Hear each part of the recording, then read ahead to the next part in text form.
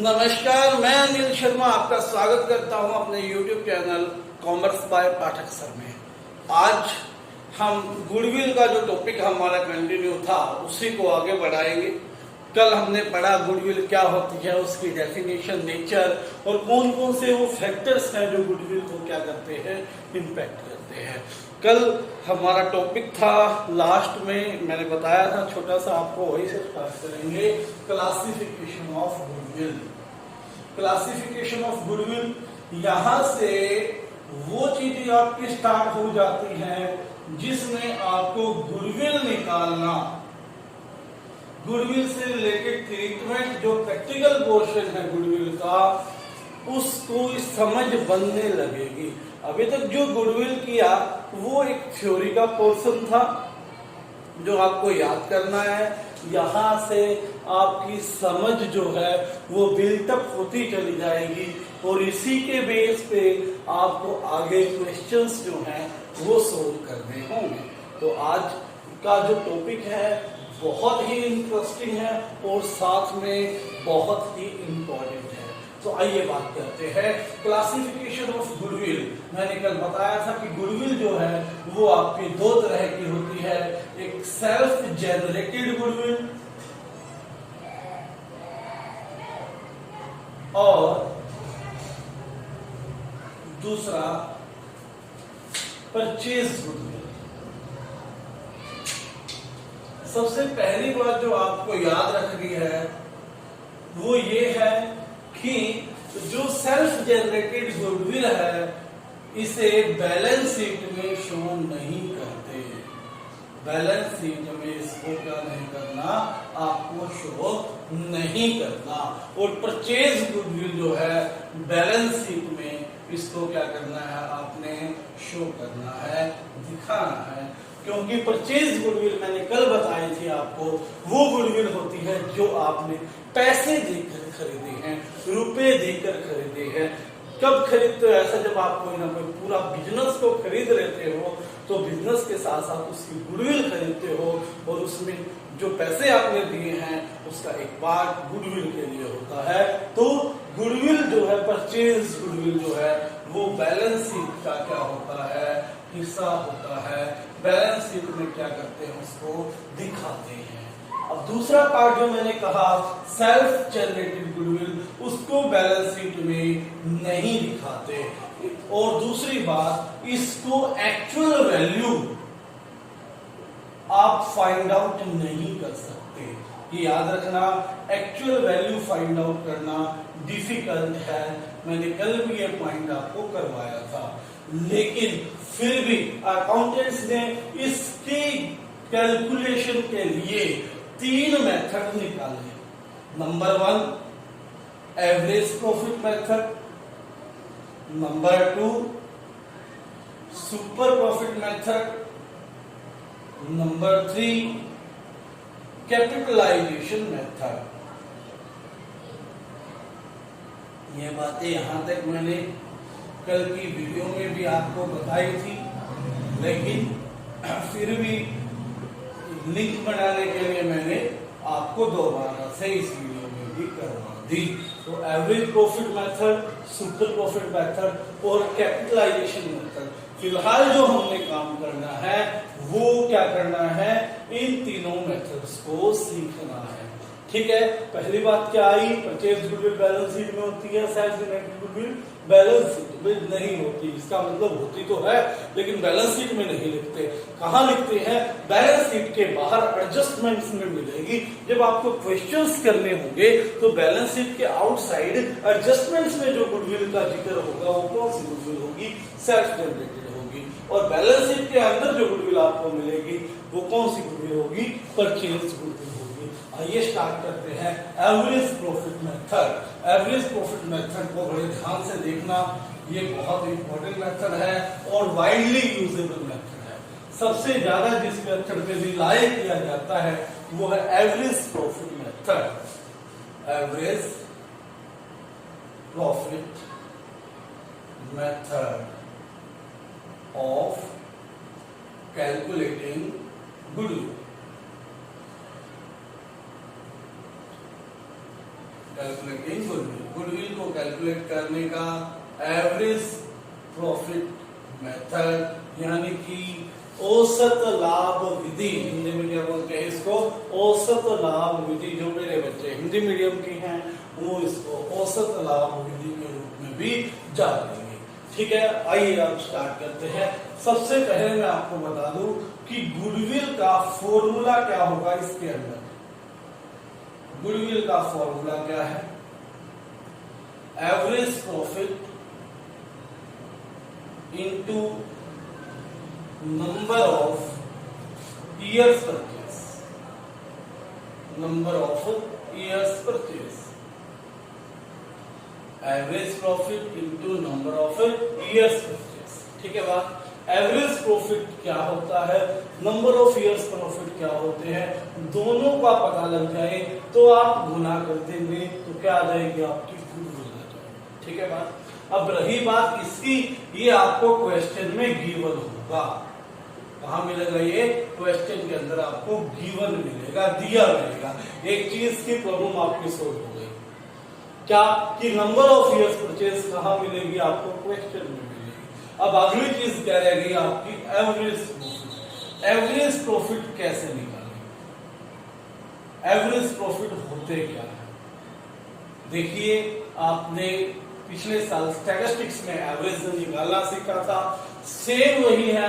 आपके पास यदि पिछले 4 सालों के क्वेश्चन प्रॉफिट्स है, 2010 में मान लीजिए 5 लाख रुपए प्रॉफिट हुआ, 2011 में मान लीजिए 7 लाख रुपए प्रॉफिट हुआ, 2013 में मान लीजिए 12 में मान लीजिए कितना प्रॉफिट हुआ, 4 लाख रुपए, और 2013 में भी हम क्या मान लेते हैं, कितना प्रॉफिट हुआ, 8 लाख रुपए प्रॉफिट हुआ। ठीक है, तो हमने कुछ भी नहीं करना है एवरेज प्रॉफिट निकालने के लिए, सिर्फ क्या करना है, इन सबको जोड़ लेना है। 8 4 12 7 कितना हो गया, 19 और 5 24 लाख रुपए हो गया। इन सबको क्या किया मैंने, जोड़ दिया, 24 लाख रुपए divide by number of years, number 1 2 3 4, कितने साल हैं, 4 साल, तो 4 से डिवाइड कर देते हैं तो कितना आ गया आपका, 6 लाख रुपए आंसर आ गया। ठीक है, कितना आ गया, 6 लाख रुपए क्या आ गया, आंसर आ गया। ठीक है बात, तो क्या होगा, फॉर्मूला क्या बन गया, total of profits, total of profits यानी कि जो प्रॉफिट्स जो हुए हैं उसका total divide by number of years, number of years. ठीक है बात, total of profit divide by number of years. जितने प्रॉफिट्स हैं, जितने सालों के प्रॉफिट है, सबका टोटल करो, डिवाइड बाय कितने, नंबर ऑफ ईयर्स लिखो, तो क्या आ जाएगा आपका, एवरेज प्रॉफिट आ जाएगा। ठीक है बात, तो एवरेज प्रॉफिट 6 लाख और नंबर ऑफ ईयर्स आपको क्वेश्चन में मिलेगा, मान लो 3 है, तो 18 लाख रुपए क्या आ जाएगी, गुडविल आ जाएगी। क्या आ जाएगी, 18 लाख रुपए क्या आ जाएगी, गुडविल आपकी आ जाएगी। बहुत सिंपल। ठीक है, सिंपली क्या करना है, जितने सालों के प्रॉफिट दिए डिवाइड बाय जितने साल हैं, मान लो 1 2 3 4 जितने वर्ष हैं, नंबर ऑफ ईयर्स 4 थे तो डिवाइड किया तो कितना आ गया, 6 लाख रुपए। लेकिन एक यहां पर ट्विस्ट ये है कि जब आप इन प्रॉफिट्स को लेते हो तो इनमें कुछ एडजस्टमेंट्स करनी पड़ सकती है। ठीक है, अगली मैं बताता हूं, अगली जो चीज है वो समझना सबसे इंपॉर्टेंट रहेगा। ठीक है, यहां तो क्या कहा मैंने, कोई भी एडजस्टमेंट नहीं थी। पेपर में जब एडजस्टमेंट कोई ना हो तो सिंपली यही मेथड यूज करें और निकल जाएगा। तो adjustments in profit, adjustments in profits while taking for calculating average profit। Average profit निकालते टाइम क्या कौन कौन से एडजस्टमेंट्स आपको करनी चाहिए। Number 1, abnormal loss, abnormal loss कौन सा होता है, मैं एक लिख देता हूं, loss by fire, earthquake etcetera. जैसे कि कोई अब नॉर्मल लॉस हुआ, ठीक है, इसमें क्या होगा, जो लॉस बिजनेस के किसी वर्किंग से नहीं हुई, बाढ़ आ गई, भूकंप आ गया, आग लग गई, ठीक है बात, किसी एम्प्लॉय ने चोरी कर लिया, तो इस तरह के जो लॉसेस हैं, इस प्रकार के जो लॉसेस हैं, वो बिजनेस की परफॉर्मेंस के कारण नहीं हुई, ठीक है, लेकिन वो लॉसेस हमारा जो प्रॉफिट होगा उसमें से क्या किया होगा, घटाया जरूर होगा।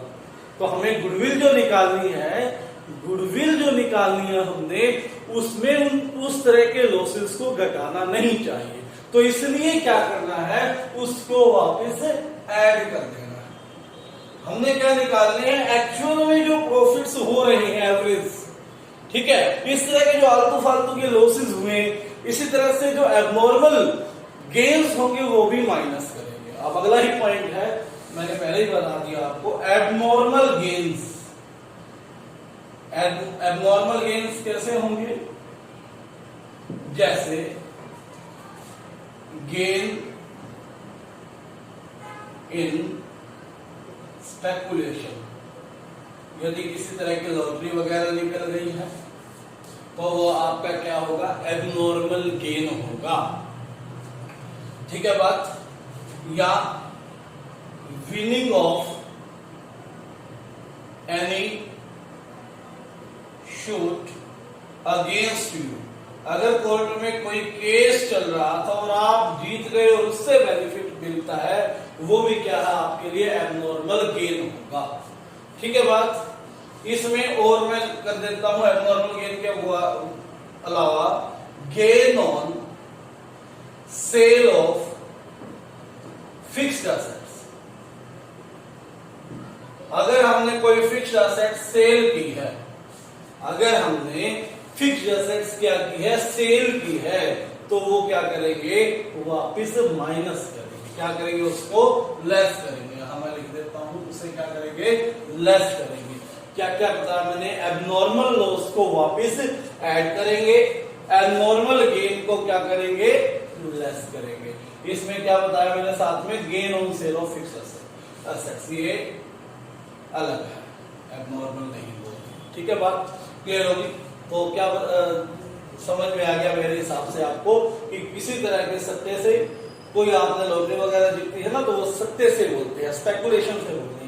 विनिंग ऑफ एनी सूट, अगर आपका कोर्ट में कोई केस चल रहा था और आपने जीत लिया, उससे होने वाला बेनिफिट, वो भी आप क्या करेंगे, इसमें वापस माइनस करेंगे, क्योंकि बिजनेस की परफॉर्मेंस पे उसका कोई इंपैक्ट नहीं है, ठीक है। आपने वो ऐड कर दिया, परफॉर्मेंस बिना बेवजह बढ़ गई, हमने तो गुडविल क्या है, रेपुटेशन की, परफॉर्मेंस की निकालनी है ना, तो परफॉर्मेंस में उसका कोई हाथ नहीं था, वो तो आपने अपने आप ऐड कर दी, तो उसको वापस क्या करेंगे, माइनस करेंगे, ठीक है।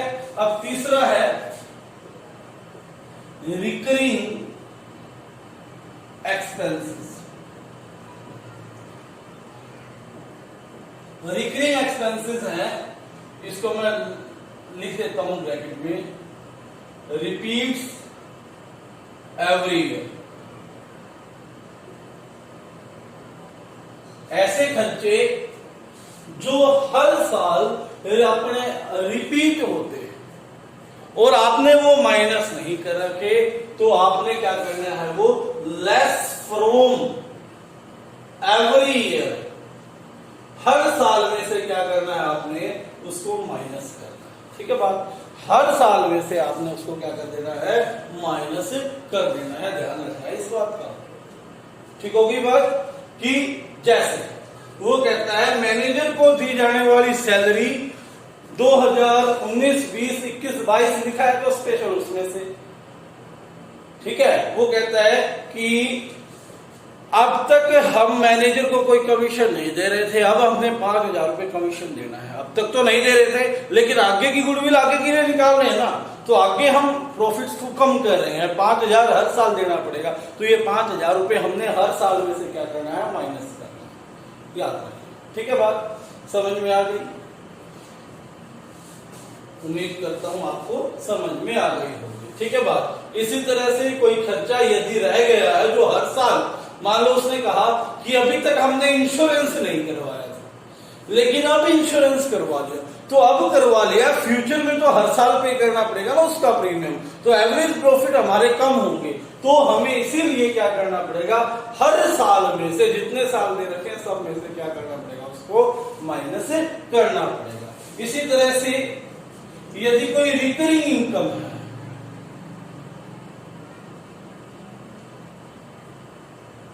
उसे क्या करेंगे, वापस ऐड करेंगे।